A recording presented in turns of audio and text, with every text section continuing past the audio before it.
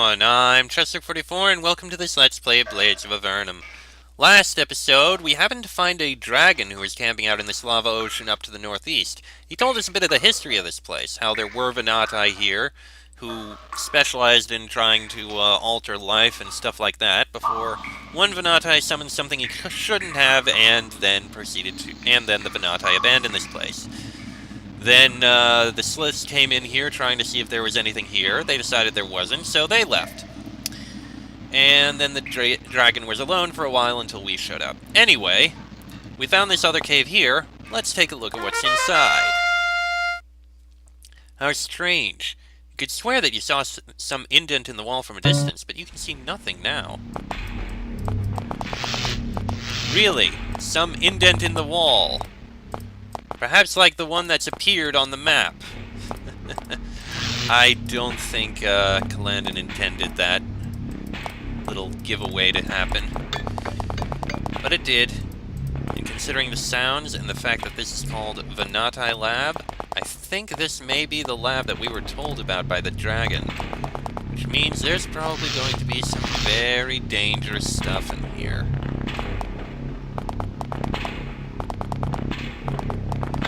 Especially since they said it was altering life.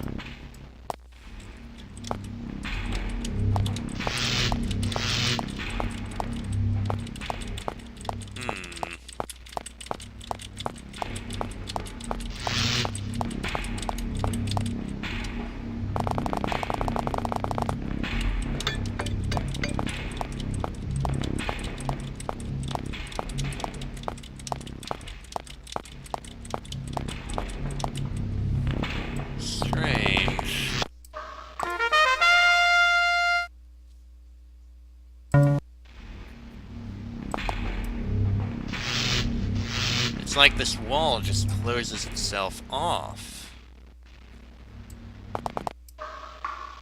Curious. Let me see if I can visit him again and he'll tell me something. It's possible. Also, we've cleared out all the fire lizards that were around here, so that's a plus. Also, we had level ups.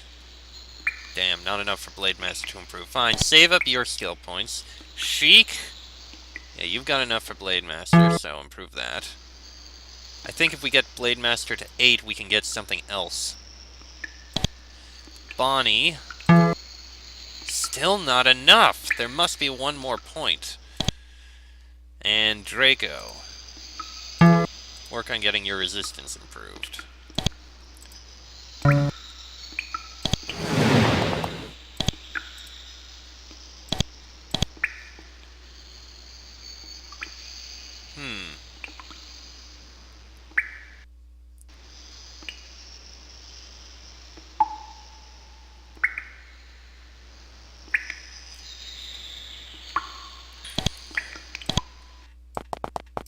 Okay, so he doesn't have anything to say about that.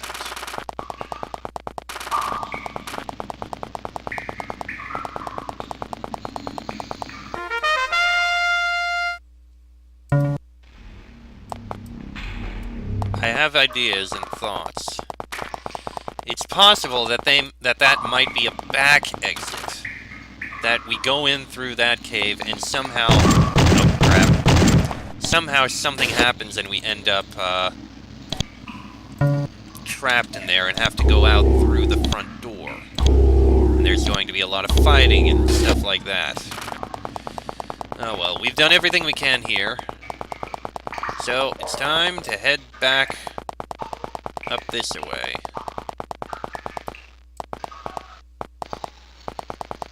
Where we can actually turn in quests and the like, which will be good.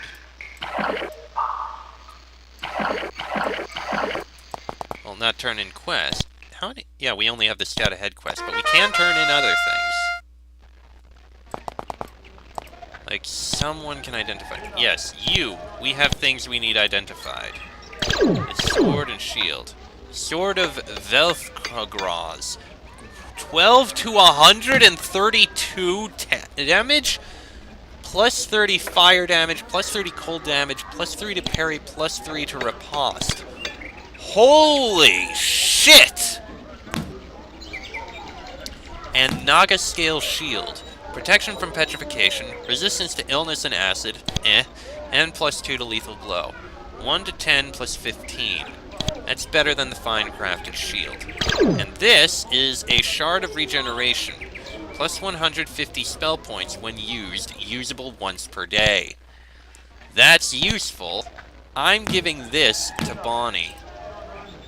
And you are using this. Oh, the Sword of Velthkagraz is a broadsword. No wonder it's so powerful. I don't use broadswords. Oh, but I want it. Look at the damage it does. I want the protection.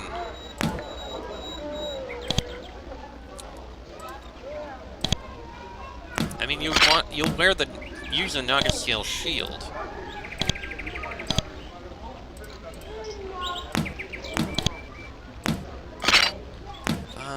Fine. And that's got protection from all damage. That's got rune reading. I think the protection from all damage is more important. Oh, that sword! That sword! It's so amazing! But I only use one. But Fox and Sheik only use one-handeds. Oh, this sucks! Fine. I guess we're selling the Sword of Velthkagraz. I mean, I like it so much, but... Alright. Bars of silver. Sell the rune shield. Don't think there's anything else we have of use over here. I think maybe we can use some spells. Okay, mage spells. Create illusions, no. Capture mind and simulacrum. I could improve, but no, I don't really use them. Summon aid, barely used. Force cage, haven't used. Arcane blow, haven't used. Okay, priest spells. Summon shade, no. Enduring barrier, no. Mass curing, no. Radiant shield, no. Control foes, no. Divine retribution, restoration, and host. I guess improve restoration. I've used it on occasion. And I think that might be good. Alright. That's good. Now, we have reporting in to do.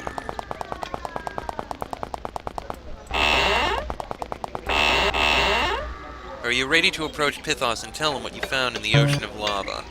Let me save before I do. This may take a bit, but let me save. Alright, yes, I am ready. Greetings, Pythos says as you approach. You describe the path you've found, the island of safety in the ocean of lava, and the probable exit point that Talus can surely clear.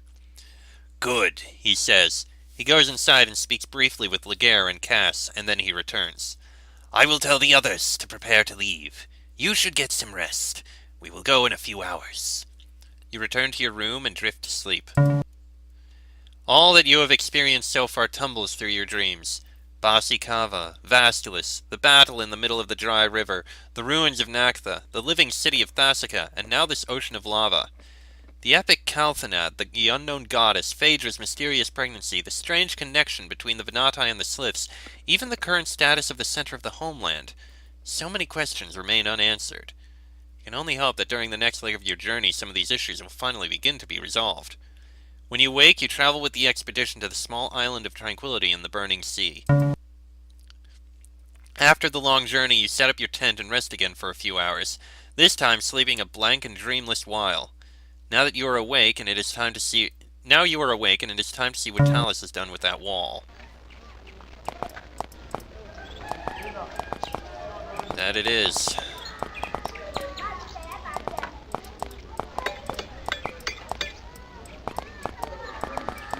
And of course, as I do, explore all around. Well, they have some lizards with them at least.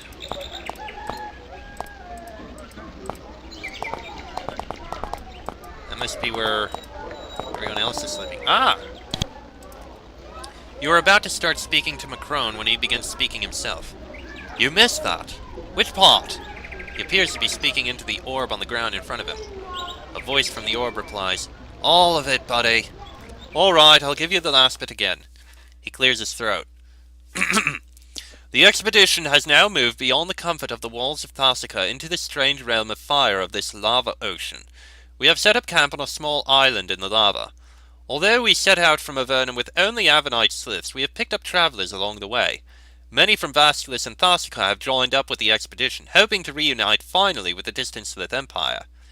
So far all this is smooth. We have brought many rations with us from Thasica, and it appears that we will need them. Almost no food grows in this area. We hope to move on soon, or else we may have to forage for scraps among the flames. You get that, Frederick? Frederick? Are you there? A voice responds joltedly, as if waking from sleep. What? No. Better repeat it, Macron. Macron sighs. Someone isn't really paying much attention. I guess we can't speak to Macron because of this, because the people who sent him out here and gave him that thing just don't care. At least it doesn't seem like they care. Ah, here is Ithic. Ithic stands alone in this tent, pensive. He balances more heavily on one leg and then on the other, looking at you uncomfortably. There's clearly something on his mind. What's wrong? He glances back and forth before he speaks to make sure that no one can hear him. We've been talking, Sithok, Talus, and I. We're not sure about some of the things that have been happening on this expedition. What are you not sure about? Any of it. It seems a little crazy to us for Laguerre to lead us into an ocean of lava and have us just sit here while you try to figure out how to get us out. He begins taking off points on his claws. We have only limited supplies of food, and if we run out, we will have a long and difficult trip back to Thasica. And monsters or barbarians may attack us on the way back. He ticks off a third. We've begun wondering about Phaedra. She is pregnant, but none of us know how. He looks about to say more, but he stops himself. He shakes his head. Dark times. Why does it matter who the father is anyway? Because! Ithic's voice begins to rise out of control, but he calms himself. Because we want to make sure that there are not traitors in our midst. He does not seem inclined to elaborate. How does a pregnancy seem traitorous? Phaedra sits in her chair reading a book. She's still smiling, as cheerful as ever, and greets you with a bright, Hello! How are you feeling these days? Well, moving around is getting pretty difficult. Getting here was hard, as you might imagine, but I'm excited. My baby will be born any day now. It's just a little while yet. Cool. Isn't it? What are you reading? It's a book of pastoral poetry. It's quite pretty. It speaks of the lonely solitude of long fishing trips into the giant lakes of the homeland. Hours of nothing but the occasional bite of a fish punctuate one's thoughts.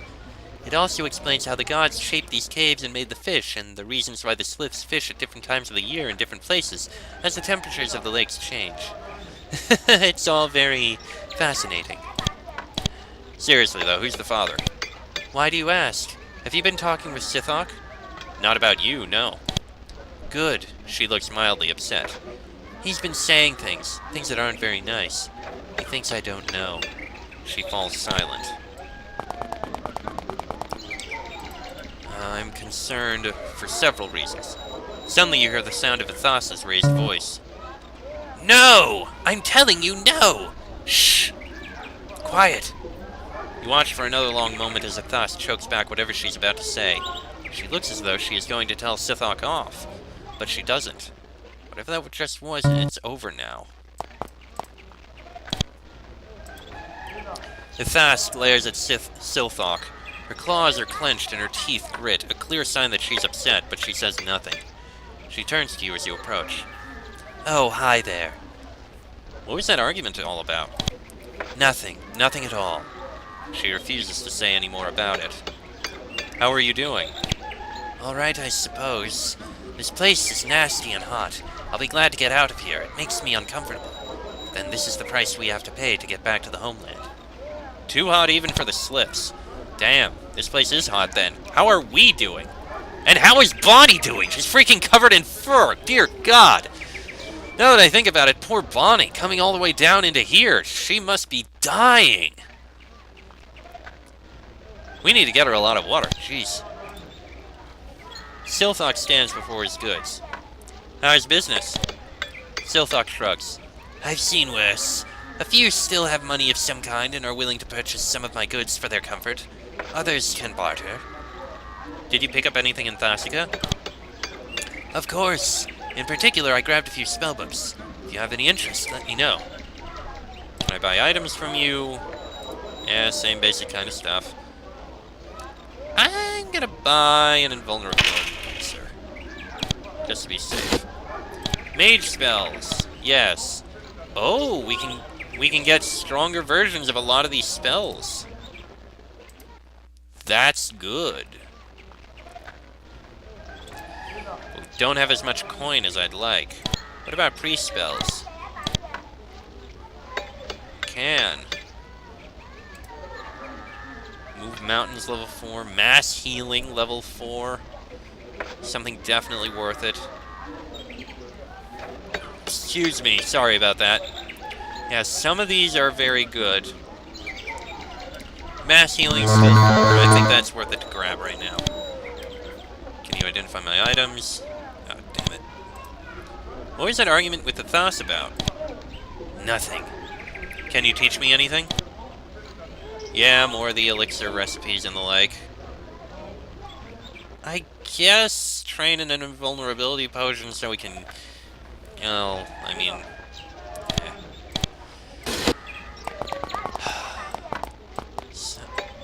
No, I don't want to rest in my tent, but it's good to know that that's what I do to continue.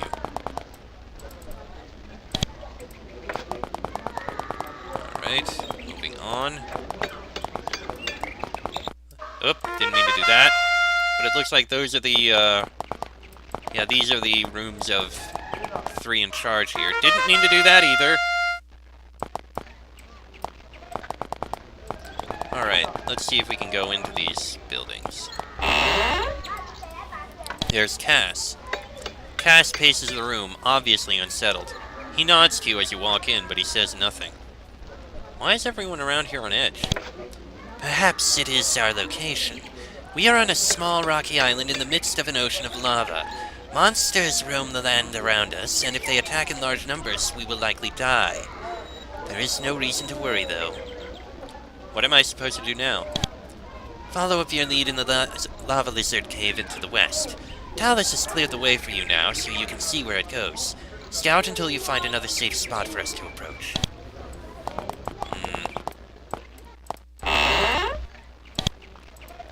Pithos wanders the room, clearly agitated. He gives you a tense greeting as you approach, running his claws along his swift spear that he normally on his back, but now is carrying openly in his hands. What are you doing? Considering the Calthanad, he replies. You notice that he has a copy in his hand. I think that all Avernite Sliths forgot this poem after passing through the steel doors, but not all Sliths forgot poetry. His eyes become distant. Not long after the exile, the Darklings and the Basicavans began a savage war. This would condone no disobedience, and the Basikavan rebellion was mutiny. As the war went on, This began composing the battle chants. They were told and retold every year, expanded to include the new events in the war. Even after This's death, more sections were composed.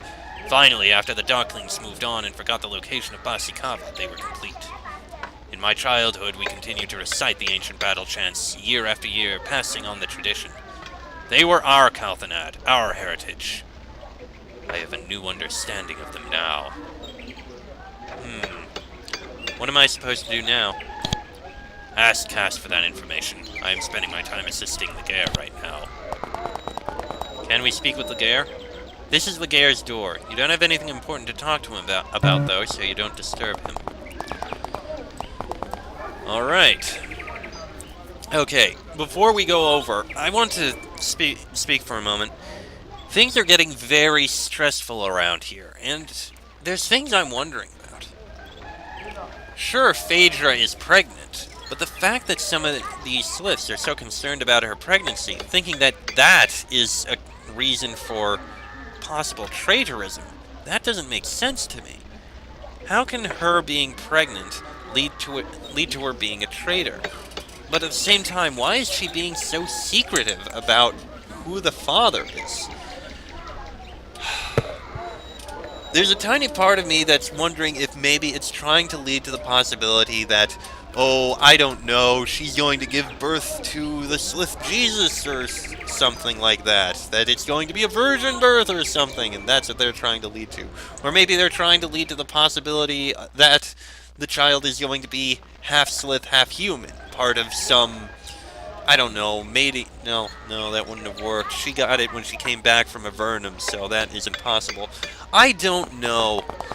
I don't know where they're leading it to. I'm curious where they're going to try to lead it to, but still. I don't know. Wait, no, it's south. This way.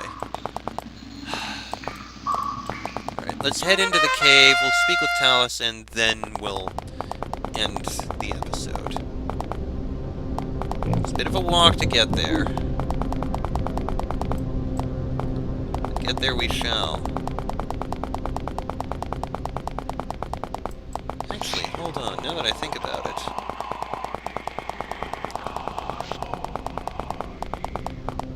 Yes, now that I think about it.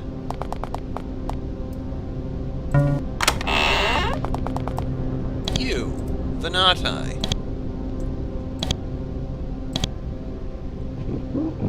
No. That Venati doesn't have anything to tell us about that, that area. A pity. And again, considering what might be in there, it's probably good. Alright. Talus! Talus greets you. I figured out the control panel just as you requested. Hope whatever's beyond the wall is worth the effort. How does the control panel work? Oh, it's simple, really. This button here controls the power to the shifters. Then this switch controls the shifters. The shifters change the gears from forward to reverse, then... He goes on at length. You don't really understand what he's talking about, but you nod. How he figured this out from the control panel itself, you will never know.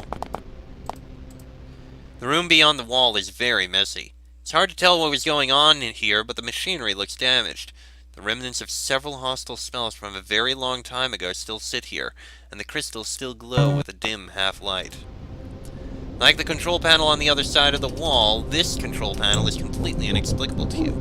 It has a wide variety of buttons and switches, and you have no idea what any of it does. Okay, then. Well, this way leads down into what must be the Venati lab. Or at least a path through the Venati lab. And if there were a lot of spells here, this must be where whatever was summoned. So we're going to be fighting some pretty bad stuff down there. Oh boy.